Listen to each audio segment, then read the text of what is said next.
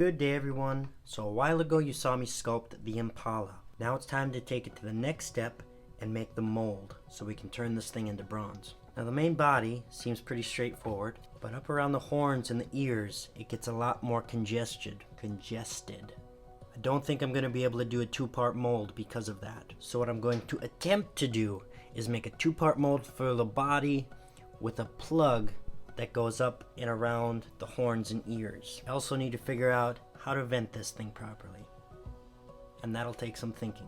So, wish me luck. Here we go.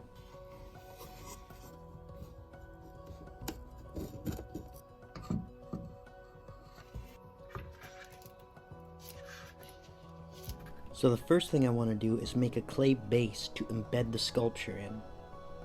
This will determine exactly where the parting lines of the silicone mold will be.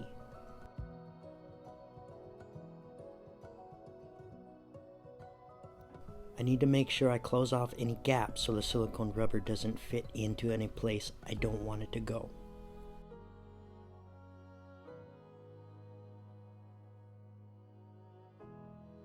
So it's embedded in the clay fairly well. Now I have to start thinking about how I'm actually going to pour this. How am I going to get the wax in, and how am I going to vent it? I'm thinking I can either pour the wax straight from the top, from the belly, or long ways. If it's oriented like this, I could vent all the feet out the top. If it's oriented like this, I could fill it all the way from the top here and still vent the feet out. I have a channel coming in there. This way, it's going to be more of a challenge to vent the feet, so not that one. So it's either this or this. I decided to use another colored clay for the plug, just so I could see exactly where everything was going to be. Being able to remove this portion is what's going to let me free up the horns so I can remove the whole thing. Once the base is set, I square off the edges and then add sidewalls for the box. My hot glue gun is a big help to me, as always. The gaps between the base and the walls are filled in, and then it's time to add the channels for the wax and the vents. I'm finding that proper venting is one of the most important parts of mold making, and it's not always straightforward. Using some beans, I can estimate the volume of the rubber I'm going to need to make the mold. I think I checked. I'm going to need a bigger mixing container. Now I need to make some keys that'll help the two parts lock together. Embedding some nuts makes a good key, but I'm also going to use a ball stylus. I basically want this to be like two Legos that are going to snap together when it's finished.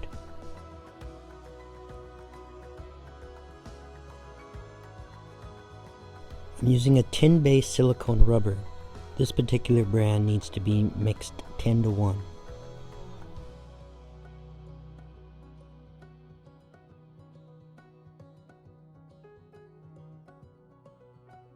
After it's set, I can do the other side.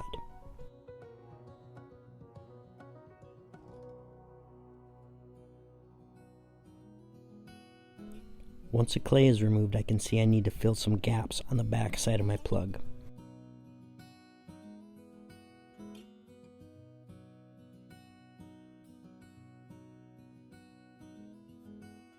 This is where mold release is critical. Without it, it'll end up being one block of silicone.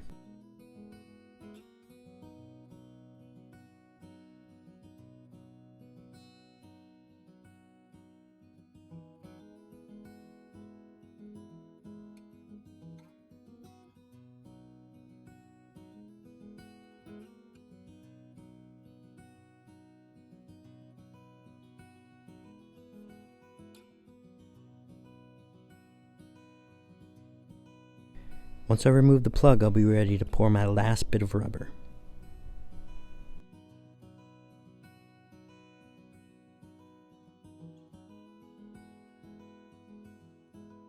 I try to clear away all the stringers I can before I do my next pour.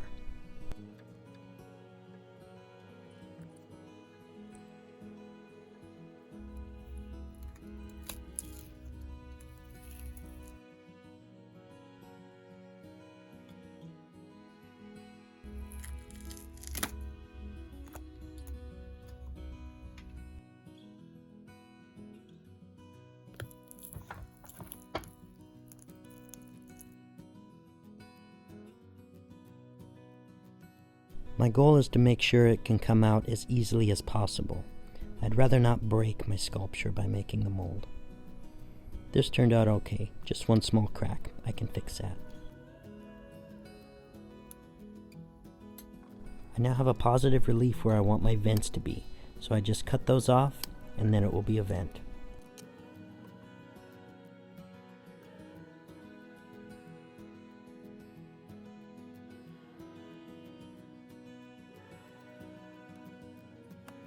So I think our mold's looking good. We got our plug that seems to fit in pretty well. Only thing left to do now, pour wax in it and see if it works.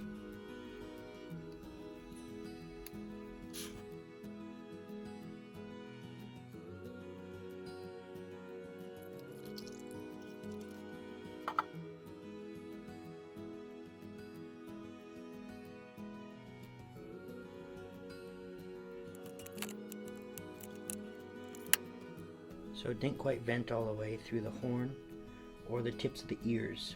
So we're going to have to rework the venting a little bit. For that I just use a small carving chisel and carve in some vents.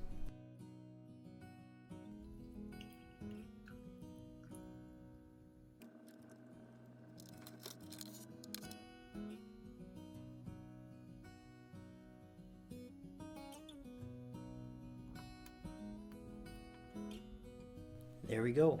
A successful wax cast. There's a lot of steps involved in making a bronze. Mold making is an important one, and I'm glad we got that to work. Just a little bit of wax chasing, and we'll turn this into metal. If you want to see that, hit the like button, subscribe, and come on back for the next episode. Thanks for watching. Bye-bye.